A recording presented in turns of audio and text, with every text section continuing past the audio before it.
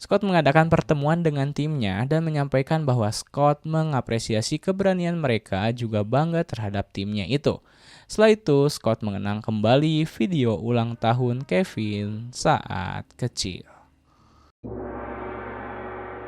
Halo sobat, pintu teater telah dibuka. Kali ini Mimin bakalan ngebahas salah satu film series yang berjudul Blacklist Redemption. Karena banyak sekali nih permintaan dari teman-teman yang request buat Mimin ngebahas series Blacklist.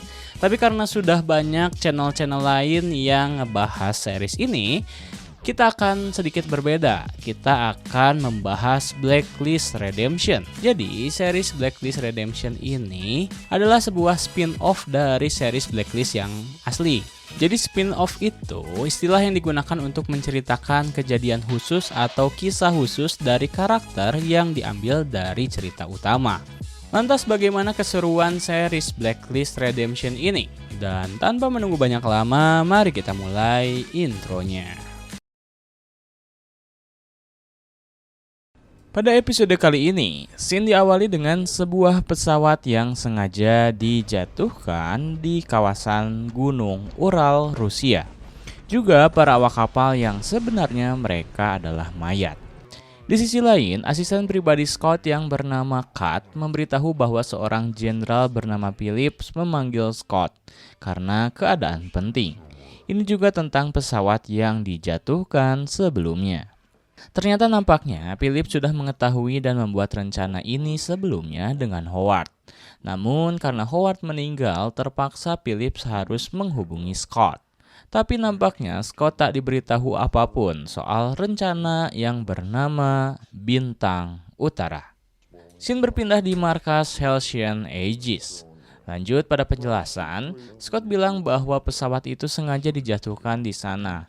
Itu pun menjadi sebuah petunjuk di mana terdapat markas rahasia Rusia yang belum diketahui ada aktivitas apa di sana. Tapi yang jelas secara khusus menargetkan Amerika. Lanjut Scott. Lalu, Scott akan mengirim Tom dan Matthias pergi ke sana untuk mengetahui ada aktivitas apa di sana. Setelah meeting selesai, Scott langsung berbisik kepada Kat dan mengatakan bahwa Scott tak mengetahui soal operasi ini dengan Pentagon. Lalu Scott memutuskan untuk menjadikan operasi ini secara rahasia, sekaligus menyuruh Kat mengecek audit internal. Dan juga semua kontrak dan transaksi keuangan untuk mengetahui apa yang Howard rencanakan. Scene pun berpindah di pegunungan Ural, Rusia. Tom dan Matthias kali ini menyamar sebagai petugas anti-teror.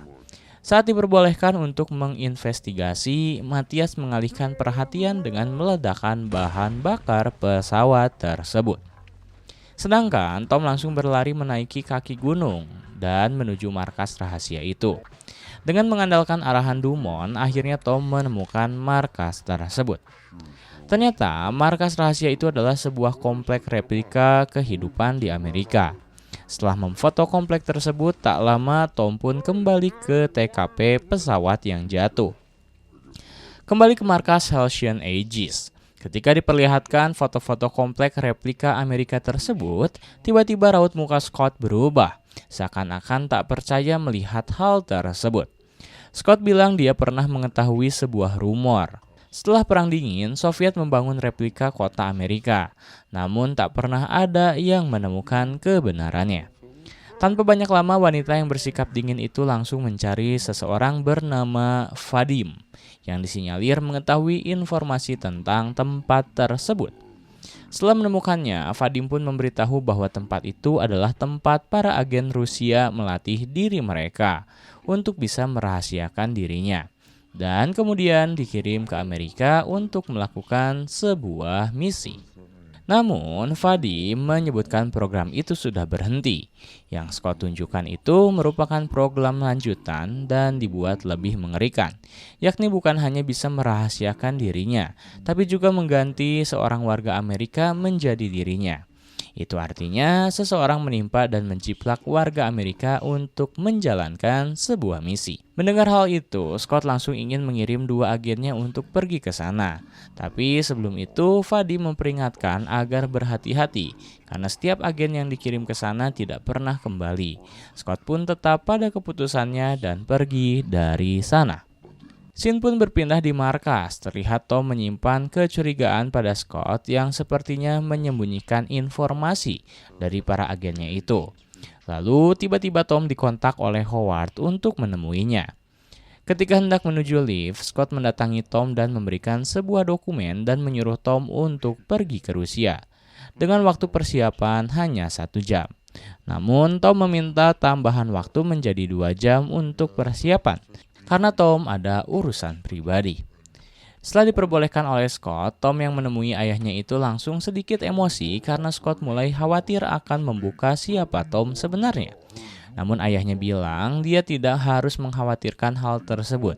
Justru Howard malah menyuruh Tom fokus terhadap misi pengintaian ke Rusia itu. Karena dari sanalah Howard akan mengetahui kebenaran tentang ibu Tom tersebut. Kemudian scene berlanjut di Moskow, Rusia. Sekarang bagian Tom dan Ness yang masuk ke sana.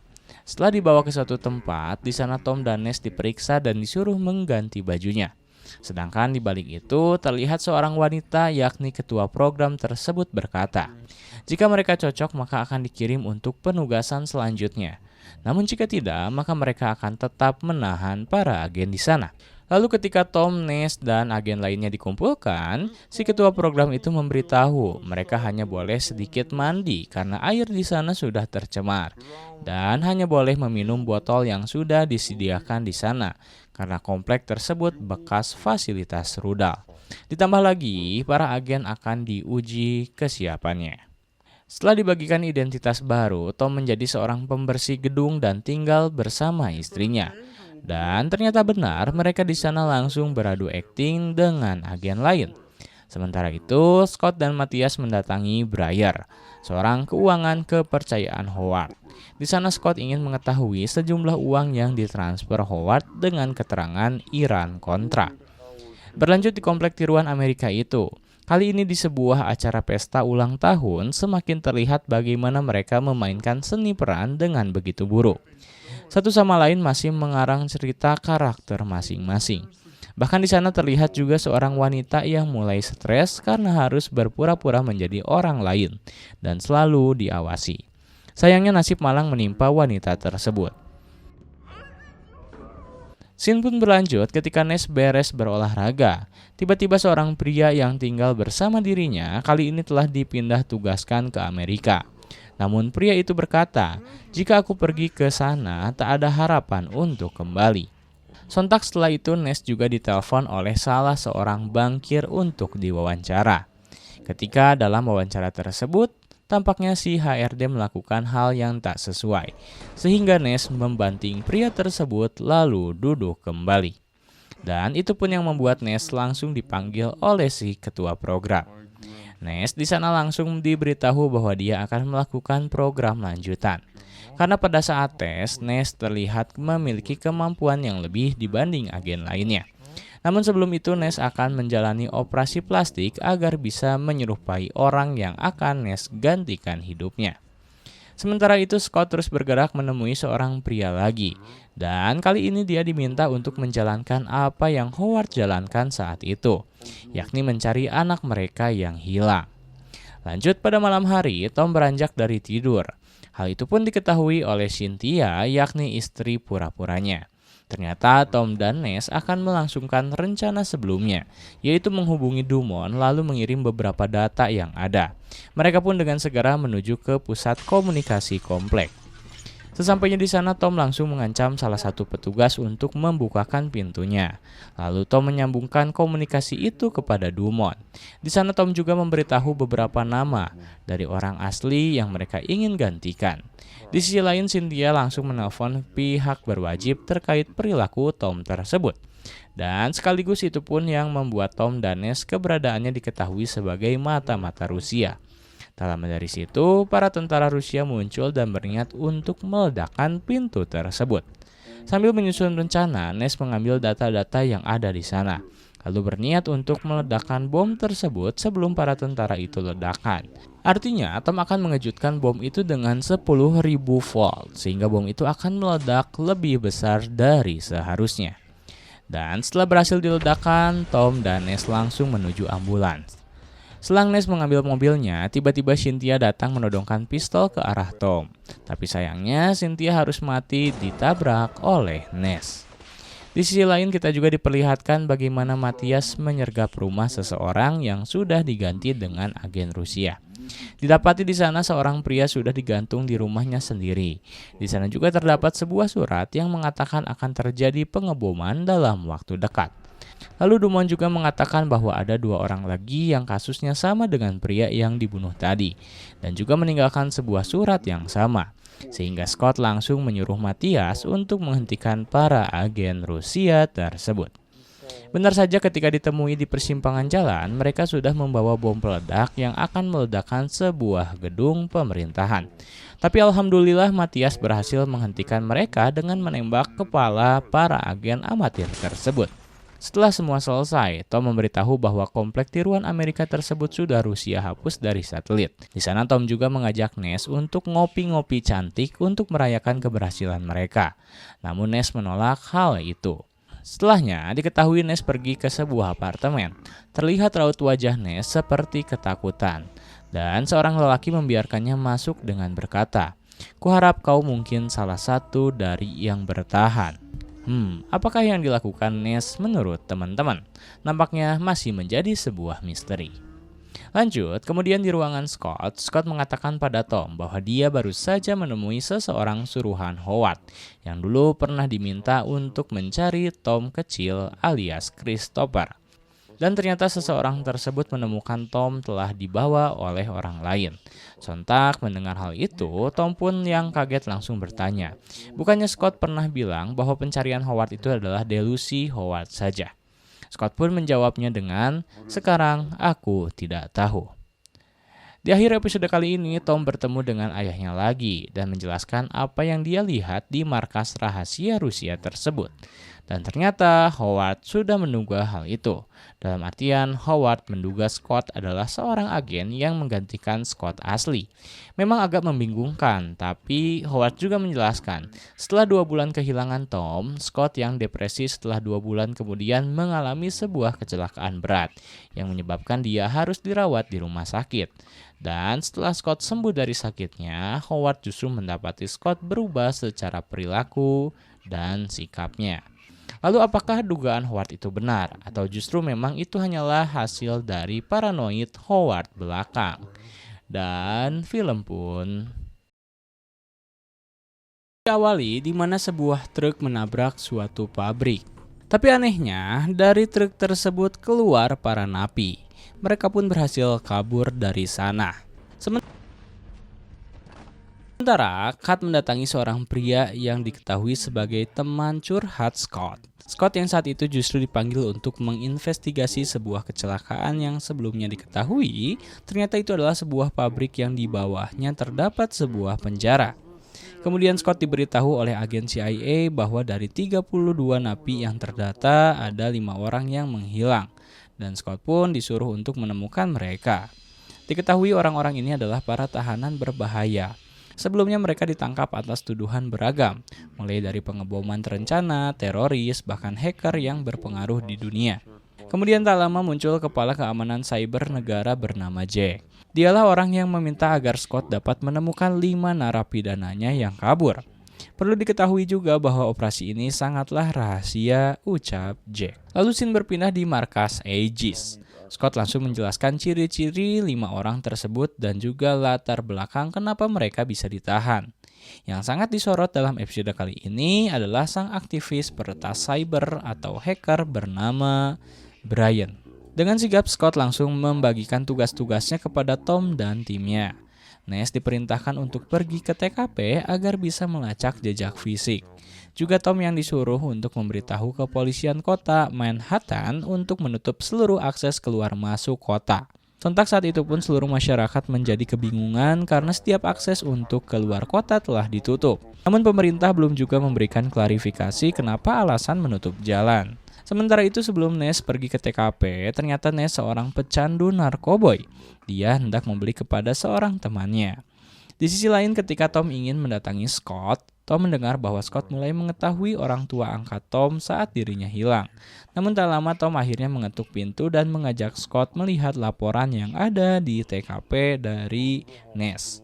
Ness memberitahu bahwa ternyata sebuah truk yang menabrak tembok pabrik juga sudah direncanakan. Karena dalam truk itu diketahui sudah ada besi pendorong yang dikhususkan untuk membobol dinding tebal. Lantas Scott pun menyuruh Ness dan juga Tom untuk mendatangi sopir truk yang sudah dibawa ke rumah sakit. Kemudian setelah Tom dan Ness berhasil membawa supir truk yang didorong oleh kursi roda tersebut, tiba-tiba supir itu menjadi sehat dan bugar dengan memperlihatkan dia melakukan sprint 100 meter. Tapi nasib malang menimpa sopir tersebut. Ketika sedang sprint menyeberang jalan, dia harus tertabrak untuk kedua kalinya. Alhasil sopir itu pun pingsan. Diselang ketika Matthias mengajak diskusi dengan Tom. Tom terlihat mengontak Howard untuk memberitahu bahwa Scott sudah mengetahui siapa yang mengadopsi Tom semasa kecil. Lanjut, Matthias juga tak lupa memberitahu Brian dan juga rekannya diketahui beroperasi sendiri. Sehingga Tom dan tim memilih untuk fokus dulu kepada 3 orang yang lainnya, yakni mereka adalah seorang pembom militan Inggris dan nasionalis Afrika. Tom juga terlihat kaget saat mengetahui siapa saja orang-orang yang akan mereka cari. Lalu ketika Tom dan rekan sedang merencanakan pencarian, tiba-tiba Dumont berkata, "Aku menemukan sebuah laporan dari polisi bahwa ada seseorang memakai baju abu seperti tahanan masuk ke sebuah apartemen tetangganya." Mendengar hal tersebut, Tom langsung mengajak Matthias untuk pergi ke TKP. Sesampainya di sana, pertama mereka masuk menggunakan sebuah kawat untuk membobol pintu, lalu memeriksa setiap ruangan yang ada. Tak lama Tom menemukan orang yang dimaksud tersebut. Tapi tiba-tiba seseorang muncul dengan menodongkan pistol ke arah Tom. Dan anggota geng lainnya bermunculan. Dumont yang ketika itu memberitahu polisi akan datang dalam 60 detik, sontak membuat Matthias dan Tom terpaksa menghajar para anggota geng itu. Dan benar saja, polisi pun datang. Dengan menggunakan kecerdasannya di lapangan, Tom langsung berakting layaknya pemilik apartemen. Tapi sayangnya, polisi tetap memaksa untuk masuk mengecek semua ruangan. Tapi akting Tom tak berhenti sampai di situ. Matthias pun mengikuti alur drama Tom dengan mengubah setelan bajunya menjadi seorang tukang pipa wastafel. Kemudian mereka pun berpura-pura berdebat karena Tom telah rasis kepada Matthias, dan akting mereka berhasil membuat para polisi pergi dari sana. Keadaan di kota semakin memanas dengan kehadiran polisi dan para wartawan. Di markas Aegis, kita diberitahu yakni 3 orang sudah kembali ke penjara, namun 2 orang lagi masih berkeliaran di kota, sehingga Scott menyuruh timnya untuk menyusur latar belakang keluarga para tahanan yang kabur. Di sisi lain, Tom mendapatkan pesan teks dari Howard untuk menyuruhnya bertemu. Ketika dalam pertemuan singkat mereka, Tom yang mulai panik karena identitasnya akan segera diketahui oleh Scott, Howard justru menanyai soal Whitehall, yang diketahui itu adalah kerjaannya Scott. Diakhiri Howard berkata, Brian Mayhew adalah satu-satunya yang merencanakan pembobolan dinding pabrik. Ketika hendak ditanya soal situs web rahasia, Howard langsung mengeluarkan jurus menghilangnya. Setelah kembali dari pertemuan itu, Scott langsung menanyai dari mana saja Tom pergi. Tapi Tom justru mengatakan hal lain, yakni memberitahu bahwa Brian adalah dalangnya. Namun tampaknya Scott dan Ness tak kaget dengan ungkapan Tom. Justru Scott menanyai dari mana sumber Tom tersebut. Tom tak menyebutkannya pada Scott. Mendengar hal itu, Scott langsung memberi tugas baru pada Matthias, yakni membuntuti Tom. Di sisi lain, Brian dan temannya sedang memantau aktivitas seseorang yang sedang menginap di sebuah hotel.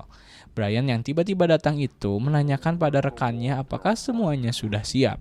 Seakan-akan kita diperlihatkan bahwa Brian ini telah dan sedang menyusun sebuah rencana. Namun sampai sini kita belum diketahui apa yang akan diperbuat oleh Brian. Sementara itu, Scott sedang melaporkan pada Dewan CIA itu bahwa Brian adalah dalang dari pembobolan pabrik tersebut. Tapi, seolah-olah pria itu tak mempercayai omongan Scott.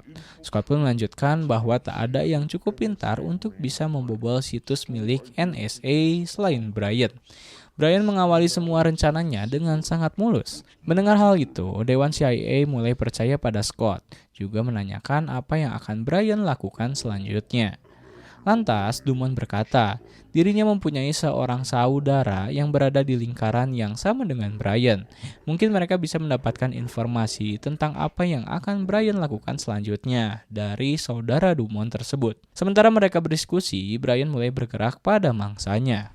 Lanjut, Dumont kali ini mendatangi saudaranya itu. Tapi sayangnya saudaranya itu tak mau membagikan informasi soal Brian karena Dumont dan adiknya berada di sisi yang berlawanan. Akan tetapi Dumont adalah seseorang yang pintar sehingga berhasil melacak keberadaan Brian. Setelah melakukan penggerebekan di tempat Brian sebelumnya bersembunyi, sayangnya Tom dan kawan-kawan sudah ketinggalan kereta.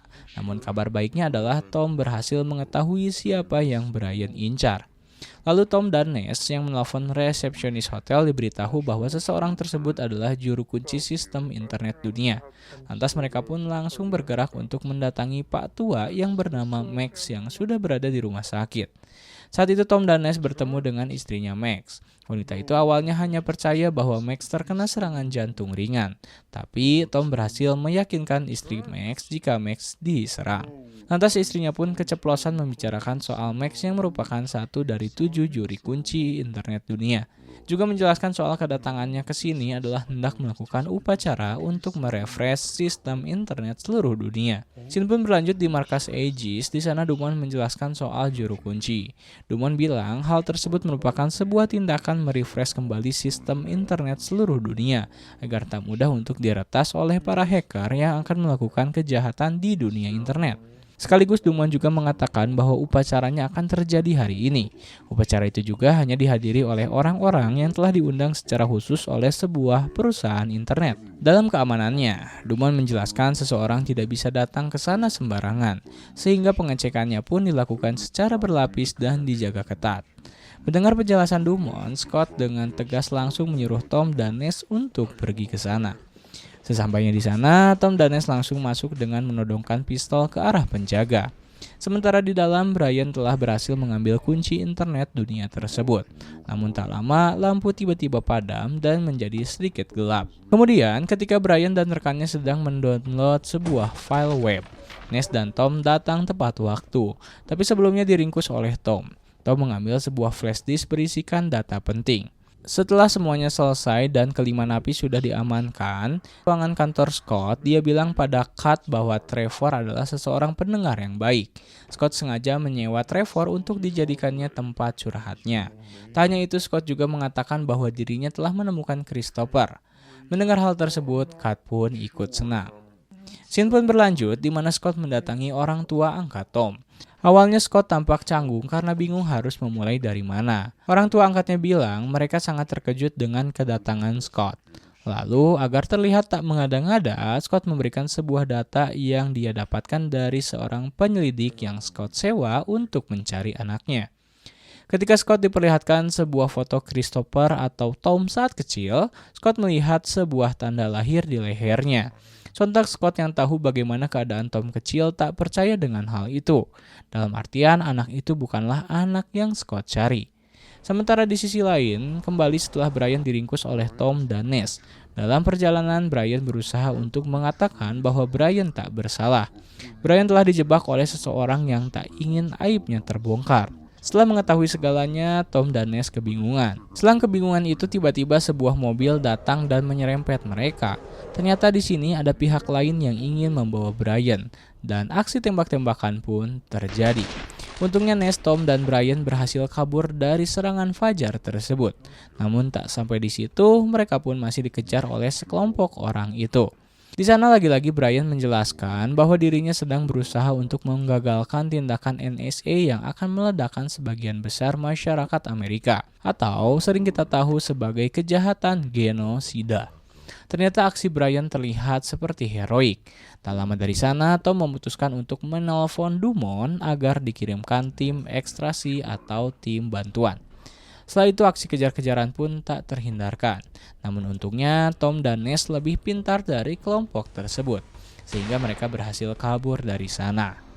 Lalu scene pun berlanjut di markas Aegis saat membongkar file yang sudah di-download oleh Brian sebelumnya. Tiba-tiba Ness melihat seseorang dalam video yang telah Ness tembak. Lantas, Scott dan timnya pun jadi curiga bahwa yang menjebak Brian adalah kepala keamanan cyber, yakni Jack. Lalu mereka pun mendatangkan Jack ke markas Aegis bersama dengan Dewan CIA. Tak banyak pakai drama, Scott langsung memperlihatkan video tersebut. Lantas, Jack hanya bisa mengelak dan mengatakan bahwa dirinya tak harus melihat hal itu. Lalu Tom juga menjelaskan bahwa apa yang dilakukan Brian pada saat upacara adalah untuk mengetahui siapa yang menjebak dirinya. Ditambah lagi, Jack ketahuan menerima sejumlah uang untuk melancarkan aksi peluncuran roket untuk mengebom suatu wilayah di Amerika. Lantas Jack pun hanya bisa berkata, "Aku tak harus menerima ini." Scott tak memiliki bukti yang cukup kuat. Tapi lagi-lagi Jack harus dibuat malu ketika dia hendak keluar dari ruangan. Tiba-tiba Jack mengangkat telepon dan menyuruh untuk mundur pada seseorang di telepon. Namun ternyata yang menelpon adalah Tom. Itu artinya mereka sekarang telah memiliki bukti yang kuat. Dan Jack pun akhirnya harus ditangkap. Sedangkan Brian dikeluarkan dari penjara. Tak lama dari situ Tom dikirim pesan teks oleh Howard yang menyuruh Tom untuk bertemu. Lantas ketika Tom hendak menemui Howard, sekarang Tom jadi ekstra hati-hati. Bahkan Matthias pun akhirnya berhasil digocek oleh Tom. Setelah itu, Matthias langsung memberitahukannya kepada Scott. Dan scene pun berakhir di mana Tom datang ke kediaman Howard. Di sana juga terdapat anak buah Howard yang telah membuat Scott jadi percaya bahwa anaknya telah mati. Di sana Howard menjelaskan bahwa kenapa dirinya membuat kematian palsu. Ternyata Howard sendiri ingin mengetahui sebuah operasi Whitehall yang Scott buat secara rahasia tanpa Howard mengetahuinya. Sehingga Howard bilang, "Aku akan menjatuhkannya hingga semua kesalahannya terlihat di mana-mana." Gimana nih series Blacklist Redemption? Bagi kalian yang mau lanjut series ini, tulis di kolom komentar. Like, comment, subscribe, dan jangan lupa nyalakan lonceng notifikasi biar gak ketinggalan video-video selanjutnya. Pintu teater telah ditutup dan salam untuk keluarga di rumah.